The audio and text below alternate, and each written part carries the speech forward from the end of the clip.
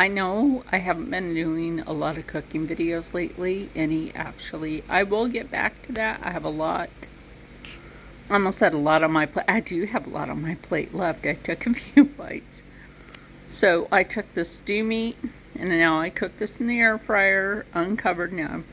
I cooked the meat first for about 36 minutes. Well, less than that, actually, because I didn't let the meat the second time go the full 18 minutes. And it was frozen when I put it in, but it cooked all the way.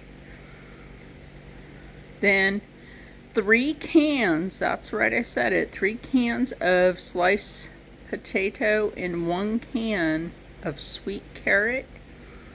I put like 2 pats of butter and some balsamic in there when I went and put the vegetables in there. This is good and it is nutritious. Don't forget, balsamic has ways to help you keep from getting sick. So, yummy.